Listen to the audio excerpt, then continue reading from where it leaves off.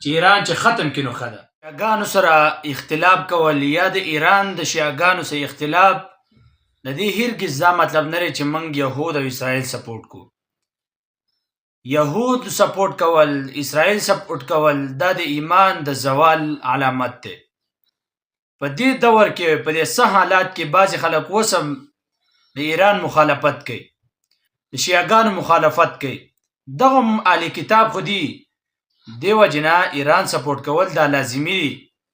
ګوره مغربي ممالک دا را یوځای شو، امریکا وه، کینیډا وه، نیوزیلینډ و، دا ملکونه را یوځای شو د افغانستان د ختمېدو دپاره، د عراق د ختمېدو دپاره، دارنګې د یمن د ختمېدو دپاره دا را یوځای شوي وو مخکې، لیکن الله رب العزت دوی له شکست ورکړ. په دې دور کې اوس هم تاسې وګورئ امریکا دا د اسرائیلو کلک سپورټ کوي. که دا اسرائیل د دې امریکې نه لرې شي، دا سپورټ یې نه کوي، نو اسرائیل دا انتهایی کم خلک دی. یهود په مخ د ځمکه باندې اسرائیل تقریبا 82 لاک دا ټوټل دغه کسان دي، 82 لاک.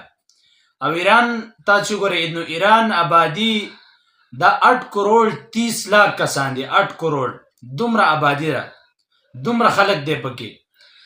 په ټوټل صوبو په اعتبار سره تقریبا 31 صوبې دي، په هره صوبه کې خپل یو مرکز دی.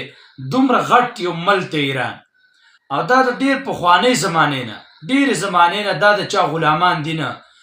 ډېر ملکونه داسې دي چې کله څوک پې حمله وکړي نو دوی انتظار کوي چې په منځ کې څوک تسلیس وکړي، سالیس پیدا شي او روغه وکړي. خو ایران هیڅ داسې نه کوي. ایران چې آزاد مختار او دغه رنګې خود مختار ملک دی چې څنګه پې اسرائیلو حمله وکړه سبا یې جوابي حمله دوباره وکړه. داسې یو آزاد خیله خلک دی. لیکن په دې دور کې ټولو ته یو ځای شوي دي، کوم چې مغربي ممالک دي، د غیر مسلمو ممالک دي، ټول ټوټل یو ځای شوي دي د ختمېدو دپاره.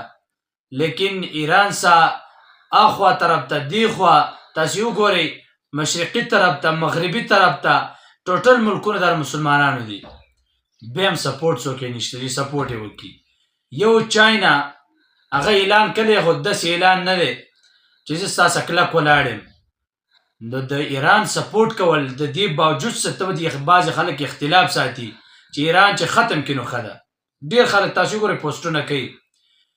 نو د اسرائیلو سپورټ مه کوئ، د یهودو. دا د ایمان د زوال علامت دی چې دومره په دې دور کې چې په مخ د ځمکه باندې چې کوم ملکونه دي په ټوټلو کې د زیات قوي خلک دا اسرائیل ځان ته وایي. امریکا دومره خلک نه دی، خو چې دا کلک سپورټ یې کېږي دا امریکا کوي. نومې قسم مسایل، نومې قسم مصلحت او هغې ورکوي. نو چې بیا د هغه باوجود هم سړی اسرائیل سپورټ کوي، امریکا سپورټ کوي، نو دا د انسان د ایمان د زوال علامت دی چې په دې سړي کې سره ایمان نشته. یو خو مسلمانانو کې اتفاق نشته. چې دا اتفاق پیدا شي، اتحاد، نو اسلحه په ښه غزوګونو باندې د مسلمانانو ملکونه دي په دنیا کې، لیکن بیا هم دوی غلامان دي.